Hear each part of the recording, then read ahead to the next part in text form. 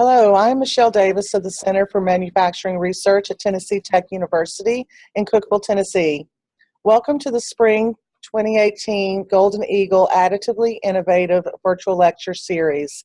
This is the 5th semester that we have produced this popular and informative series. This series is hosted by TTU's Center for Manufacturing Research and the iMakerspace at TTU. The CMR is recognized as an accomplished center of excellence that draws together resources from the state of Tennessee, the university, industries, and government funding agencies into a cooperative effort to be on the leading edge of the latest technological advances in the field of manufacturing. The iMakerspace, located in the Volpe Library on Tennessee Tech's campus, has a goal of providing an interactive and collaborative space for students and faculty to use in pursuit of innovative and entrepreneurial pursuits. Additive manufacturing is a focus of both entities, and as such, this short virtual lecture series has been planned to highlight the best practices, potential problems, technological advances, innovations, and scientific contributions in additive manufacturing with expert talks from various institutions, industries, R&D centers, and laboratories.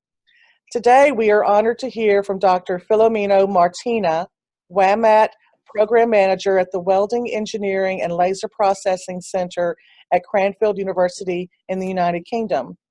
His talk is titled Wire+Arc Additive Manufacturing, Enabling 10-meter Metal Parts.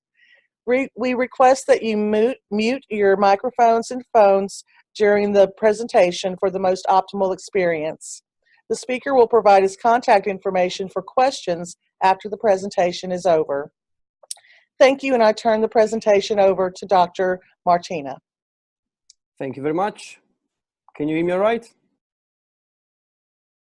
I think you need to share.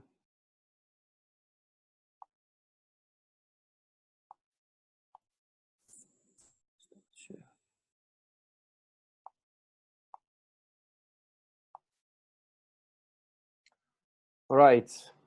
Well, I'll quickly make a start without further ado. So as you can see on the title slide, there are two things that are important: large scale and low cost. And I hope both messages come across this presentation. Also because if this process was not low cost, it wouldn't make sense to make parts of this scale. Otherwise, it would be too expensive. A disclaimer is that I will not mention porosity or cracks at all, because we don't expect any of this unless it's aluminum, for example, which is a material naturally prone to porosity.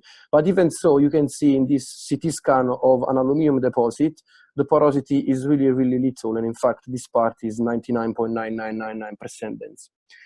So if we look at the quickly at the taxonomy of metal end processes, normally we know that we need the heat sources and feedstock, and heat sources can be distinguished between beam-based and arc-based ones.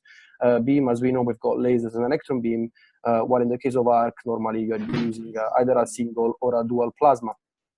Then you have to couple your heat sources with some sort of feedstock, and typically in metal, we are looking at wire or powder.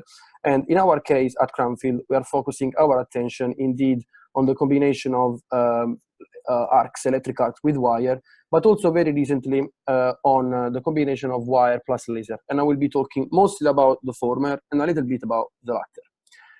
So in terms of capabilities, what I would like to show with this slide is that really all processes are complementary rather than in competition with each other. And therefore, if you're looking for something that is small and very intricate, you're much better off talking to powder bed experts. While if you want something that is fast to build, enables cost savings, good material utilizations, and crucially has got great mechanical properties already in the as deposit condition, then WAAMM is probably the best choice you've got.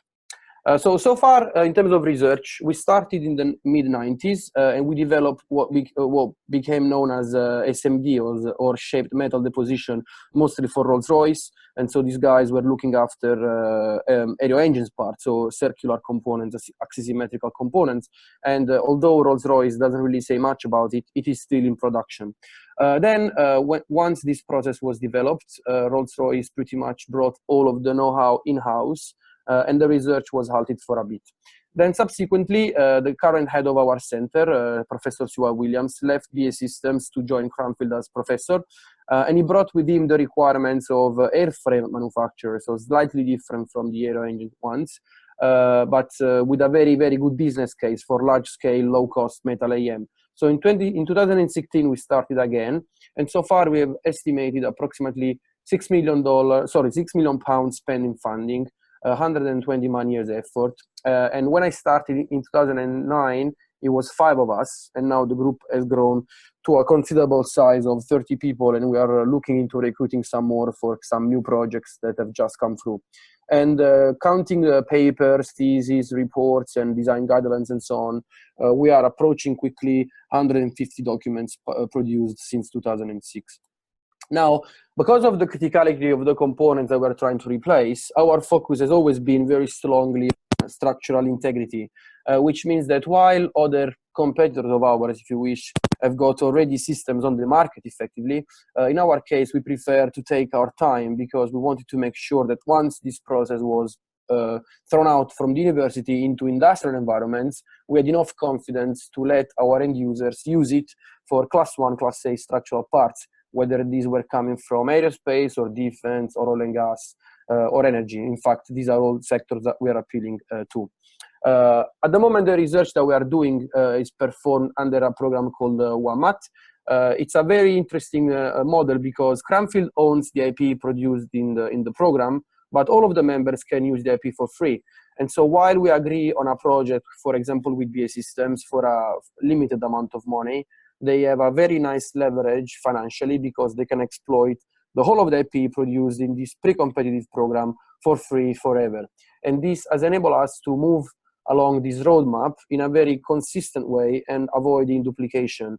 And because when we started working on WAAMM, it was pretty much only us around the world, we couldn't really focus only on process. We also had to worry about hardware development, software development, and this kind of research model has enabled us to make progress on all of these areas simultaneously, as I hope it will come across during the presentation.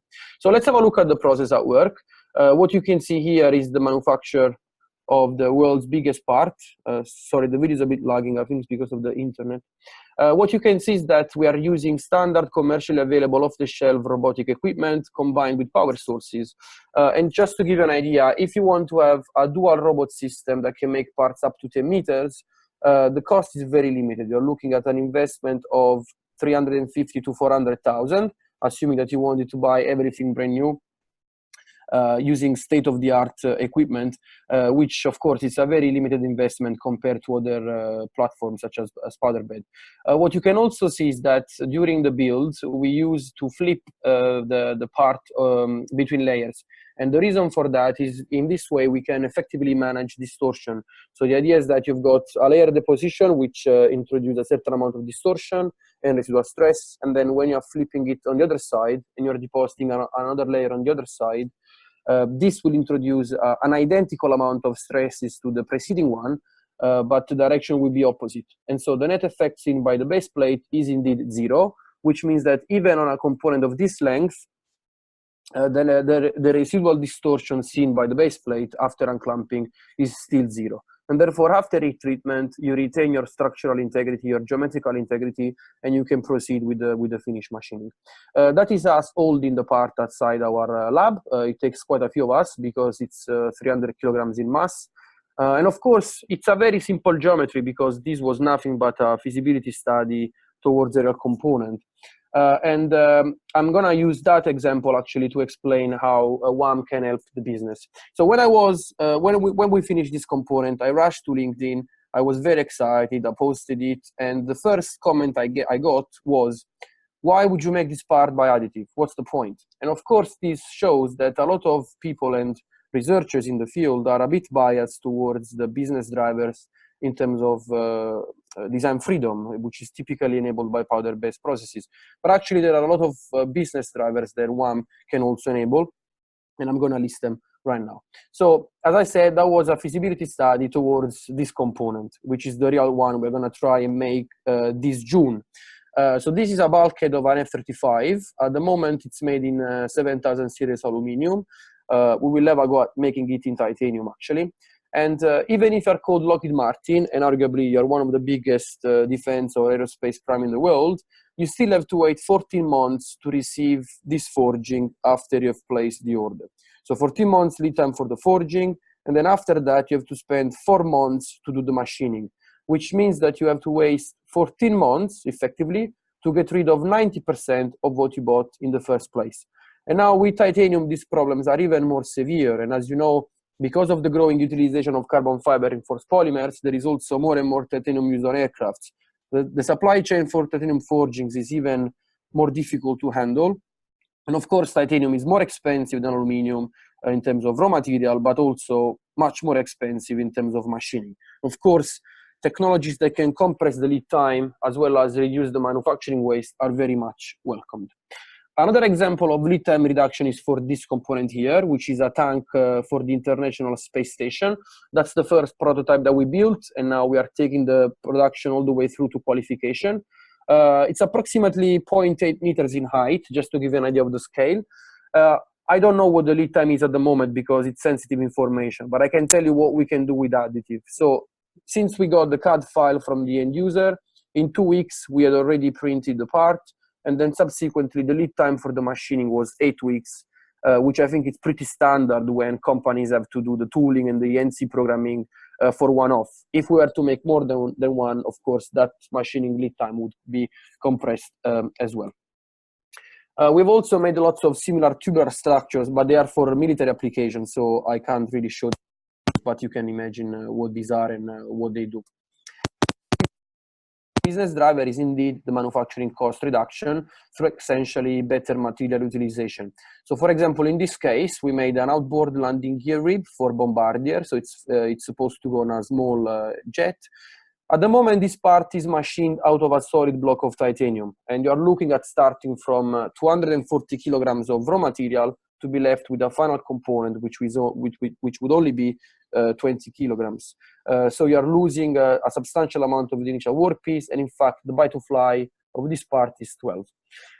In WAAMM, we can reduce it close to 2, which means that we only have to do a little bit of finish machining, because at the end of the day, our process is still near net shape. However, even taking this into account, for this part, we can enable cost reduction of approximately 70%, and that's great. So if you can imagine, for example, on the 787, which is the flagship products of Boeing, there are approximately $30 million of titanium parts. So if you can enable this cost reduction over that many components, aerospace companies are very, very happy, understandably. If you want to have more information on the cost and the cost model, you can go to waamma.com/cost and download a report which is explaining this and giving you more information. Another example of improvement is given by the part properties improvement that we can enable, essentially in 2 ways. The first one is by enabling multi-material structures. So in this case, as an example, we have a multi-material component which goes from steel to copper, and provided that the 2 materials are compatible in terms of meshability and phase diagrams, we can easily switch from one to the other just by changing the wire in the system. In this case, we were using tungsten carbide particles that were dispersed into a steel matrix. So we had both a powder feeder and a wire feeder, and we deposited this structure on cast iron discs. In fact, this was for braking disc application for trains.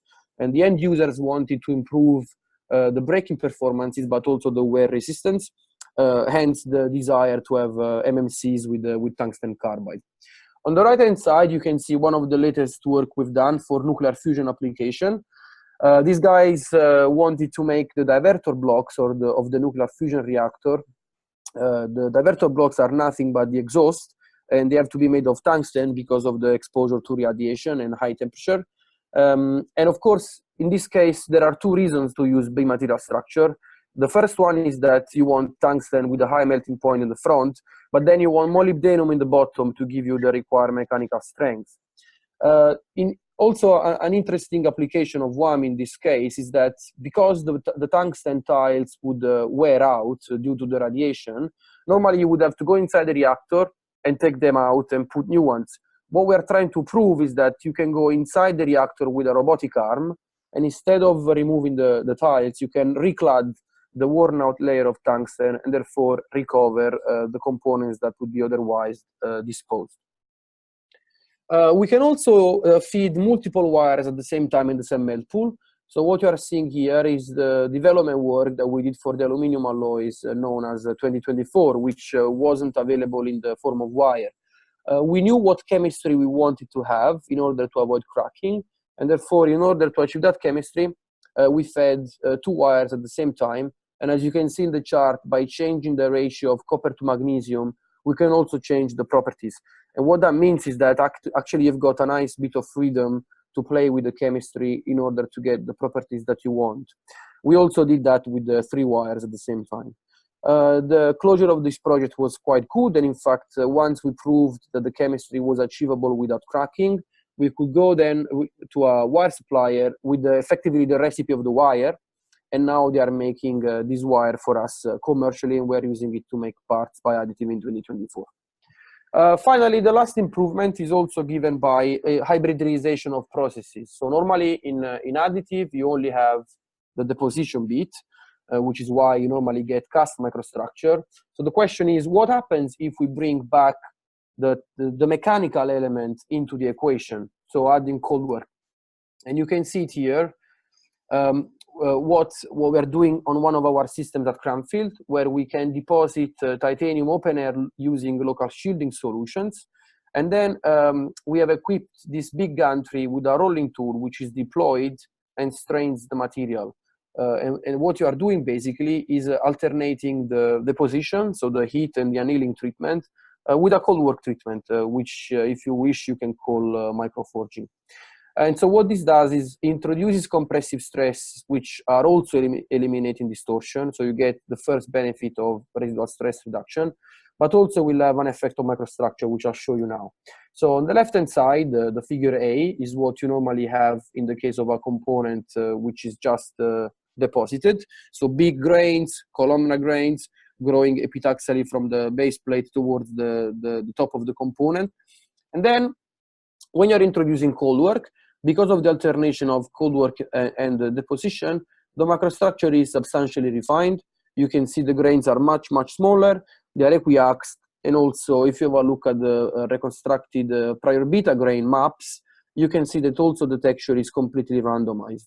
And I would like to draw your attention to the scale bar just to see that on the left-hand side, the grains are indeed much, much smaller than in the 4 cases in which we applied cold work.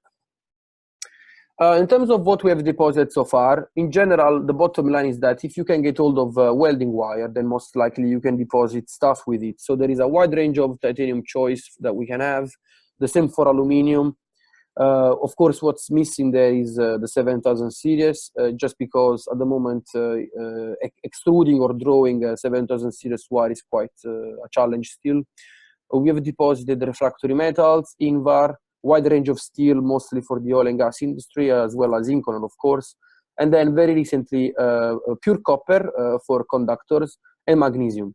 For all these materials, we've got at least the static properties characterized. So please feel free to have a look at WAAMMat.com/mechprop to see all the charts and the mechanical test results. So I'm going to go over a couple of other applications just to show you where this technology can be applied meaningfully.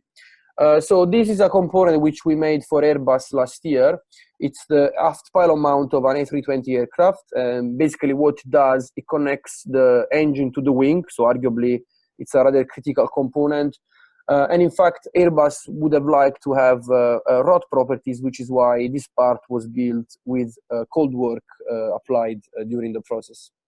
What you can also see is that differently from the part I've shown at the very beginning, this part is single-sided, so it was not built using the symmetrical approach, but it relied on a special way of designing the tooling. So this is the part as deposited after heat treatment, and then on the right-hand side, in the bottom, you can see it half machined. And please note how we try to be as close as possible to the final shape. And this is absolutely key in order to maximize the cost savings of this process. So some competitors of ours are chasing a very high build rate, but in doing that, they lose accuracy and resolution. And so on the one hand, you're depositing really fast, but on the other hand, you have to put down wire, a lot of wire, which is indeed more expensive than plate or billet. And then you also you have to machine it away. So what you're doing is that you are quickly obliterating the financial savings that this wire-based process can bring. So for us, it's always been very important to be closer to net shape rather than go fast. Some more recent parts. On the top one, on the left, it's another part for Airbus. It's the D-cone or leading edge of a wing, which was built double-sided, but it is asymmetrical. And again, you can see it's in half finished state. The one below, it's another frame structures for a civil aircraft. The one in the middle, it's a wing spar that we made for BAE Systems ages ago. In fact, that was one of the first parts we made in the lab. It's approximately 1.2 meters in length, and it is double-sided. So in this case, we made a pair of ribs on both sides of the starting plate. To give you an idea, the final mass is approximately 20 kilograms of deposited material, and we made it in 3 days. Then, again, in the center, you have a gas turbine blade, which we made for GE Power and Water. In terms of scale, it is approximately 1 meter in height and 100 kilograms in mass. And as you can see here, one of the things we like to do is to use commercial products as much as possible. So in the case of the bottom section, there was no point in making the whole thing by additive because it's got a fairly relatively simple geometry. So you see we started from a big plate by depositing the dovetail connection, and then on top of that, the blade. Now, there is a funny anecdote about that because we wanted to have the same approach when we made this blade, but in titanium. And when I rang the supplier asking for a plate of that dimension, they quoted 6 months lead time. So as a joke, I said, I'm going to go to the lab and I'm going to make it tomorrow and just get on with it. And in fact, that's what we ended up doing. So in terms of the lead time, certain materials are more favorable than others. The cone you can see on the right-hand side was deposited in steel. It's got a disc at the bottom and a flange at the top, and that was made for Lockheed Martin. You can imagine where it goes. It goes on objects that fly really, really fast in the sky. And then the one at the bottom, it's probably the simplest shape we've made. You can see there is a pen in the background for scale. This one was made in Incon 718, and it's only a couple of kilos in mass. But it shows very well, again, the business drivers of lead time reduction. So this component is a mechanical valve seal for oil and gas. So it goes on the bottom of the sea where the oil is extracted from the sea. And at the moment, the lead time for the Inconel forging is of 12 weeks. And we can make this part in half a day, already including the finish machining on the turning center. So of course, companies find this quite attractive. As I said, we have done some work on the laser and wire as a combination as well. So while with the Wire+Arc, we can make very, very big things, near net shape. Wire plus laser is attractive because we can make smaller things with much higher resolution. And in fact, what you can see in the cross-section of the as-built specimen, apart from the problem at the top of the specimen, really you don't need to do any machining. What the process is giving you is already net shape. And what we're trying to do here is proving that we can somehow step also into the domain of blown powder for this type of application. Finally, the picture on the right-hand side is showing how we could deposit this structure on the edge of the starting plate. And that was to simulate repair of blade. So we can't get hold of blades, of course. In order to prove that we can deposit on something thin, we just deposited on the edge of the plate. This specimen was also cold work in process, but not using rolling, using mechanical pinning, which can be applied robotically. And same as before, in this case, you can also appreciate grain refinement. Finally, I would like to quickly mention a nice industrialization project we are doing with BAE Systems. So BAE Systems are targeting 4 different objectives for this project. The first one is technology transfer. So it's about taking all of the know-how that we have at Cranfield and passing it on to them so that they can successfully take this technology into production. At the same time, they are looking at a full-on qualification program for process and material.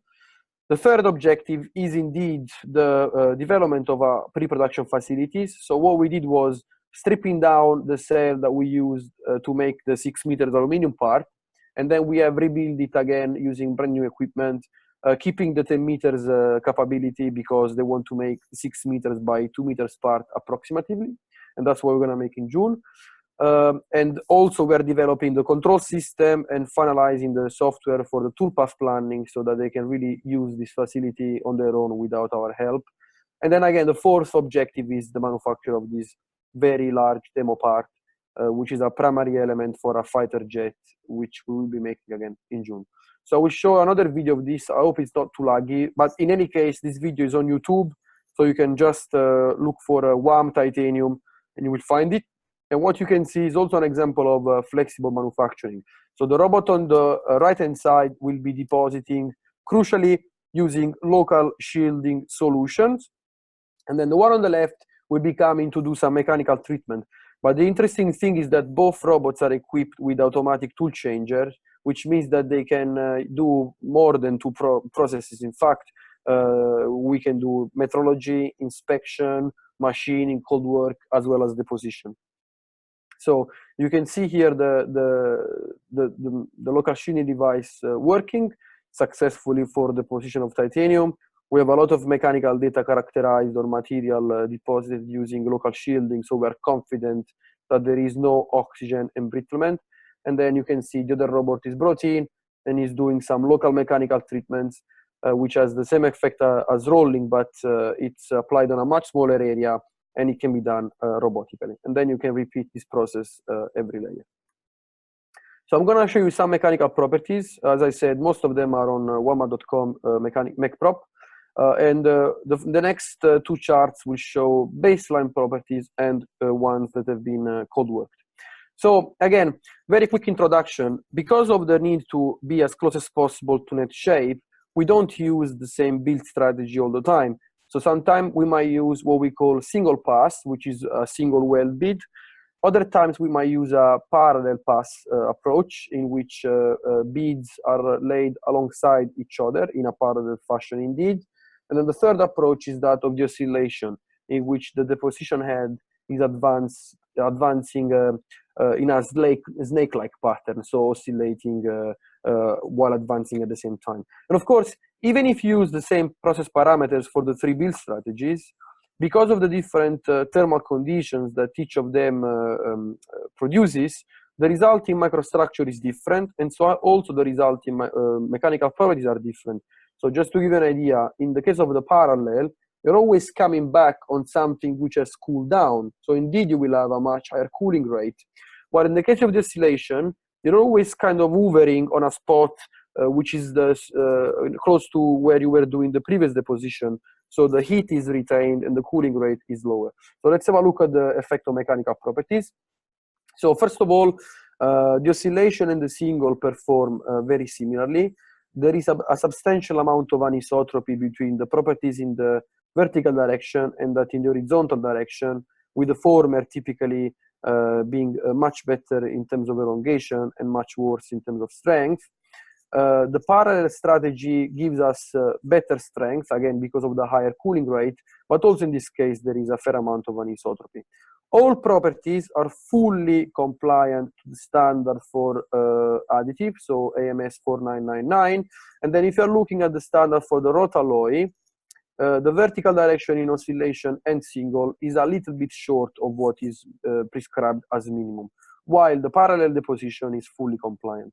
However, in the three cases, we are still a little bit short of the current properties of the equivalent forged alloy or plate product. In the case of the elongation, in the vertical direction, we are really, really good. We are starting from a baseline value of 23%. Of course, as the strength increases, like in the parallel strategy, the elongation also decreases, but we're always compliant with the standard for the rotalloy as well. Now, at this point in time, normally people ask me, why are you targeting the standard for rotalloy? Why aren't you concerning yourself with the standard for additive? And again, the answer lies in the fact that we are trying to replace forged product. So on the one hand, we might not have the same microstructure, so it's a little bit of an unfair comparison indeed. But on the other hand, these are the kind of numbers we need to hit in order to replace class 1, class A parts. That's why we are working against that standard. So let's have a look at what happens when we are doing in-process cold work. You remember the microstructure is refined, the grains are equiaxed. So will this have an impact on the mechanical properties? The answer is yes, fortunately. So in this case, we're only looking at single beads, single pass. So this is where we started previously. And then as we are introducing more strain during the cold work, you see the grains are smaller and the strength is also higher. And eventually, for a rolling load of 75 kilonewton, we are producing properties that are even better than the equivalent forged alloy, approximately 50 megapascal in terms of both proof strength and UTS. The properties are fully isotropic, so you can see, especially in the case of the specimens produced with the plasma process, the points are basically on top of each other. And the other interesting thing is that these 2 points, or these 4 points, in fact, were deposited with 2 different processes. So the red one using a TIG-based approach, while the purple one using a plasma-based approach. And regardless of the heat source we used, just because we've got rolling, we have pretty much the same value of strength. And that's great, because what this tells us is that rolling is a very good way to produce consistent properties without worrying about complex solidification conditions, which sometimes might be difficult to achieve, especially if you think about achieving a very particular value of cooling rate. So that is with regards to the strength. Let's have a look at the elongation. So of course, normally an increase in strength is accompanied by a concomitant reduction in elongation. And this is very much the case here as well.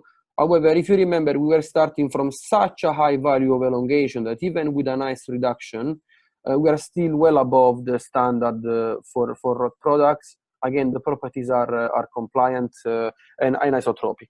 So what is the take-home message is that really, by including even cold work, not only we can make parts that are cheaper, not only we can make them in a much shorter time, potentially we can make them at least without paying any mass penalty compared to the current products in use, and potentially even with a little bit of mass saving thanks to the higher strength that we have achieved. Now, the same results are available for Inconel, for aluminium, and for maraging steel in terms of rolling loads and rolling application, and for all of the other materials which I've shown you previously on the list. Just go to the website, help yourself, and let me know if you. What is next now for us? So the first big point is commercialization of the technology. So we're in the process of spinning off a company from the university, which will take all of the knowledge and know-how developed in the last 10 years, and will make it available to the commercial and industrial community. We are looking at providing part building services, just like we're doing now, and crucially software. So at the moment, you can buy the hardware already. The hardware is nothing special. It's only CNC or robotic manipulation with a welder. The problem is how you do your toolpath planning and how do you select the parameters, the welding parameters, automatically based on the geometry that you want to achieve. So we have taken all of our intelligence and know-how, and we have embedded it into this software, knowledge expert software, which will enable people and companies without our experience to build parts successfully. Also, we have developed some key bit of hardware sub-elements, which I haven't covered in this presentation. Of course, the local Shinny device, but also other sensors for metrology, monitoring, and pyrometry, which we are going to provide to the industry community. Then, last Monday, we had a very nice, very good news. So we submitted a very large proposal to the UK government, and this has been accepted. So we will have funding to develop the next generation of DED processes. So at the moment, we are convinced that in terms of incremental improvement, we have hit the limit of what can be done with today's facility. So we are going back to the drawing board, and we are reinventing the process from scratch, with the idea of achieving 8 kilograms an hour for titanium and crucially net shape. So these are just 2 of the objectives, and there will be a press release in the next few days which will highlight the broad aim and objectives of the process. And then we want to enable also physics-based qualification. We are not going to look at an approach based on welding procedure specification anymore. We will just focus on qualifying a thermal field which can be applied to any geometry and any part. That concludes my talk. I hope you find it interesting. If you want, drop me a line. That's my email address. But also feel free to browse the website, WAAMMat.com. You can log in using guest and guest for both username and password. And in the document section, you can download all of our published papers as well as tens of presentations, and feel free to do that and then get in touch. Thank you very much. I hope that was interesting and that you liked it. Thank you.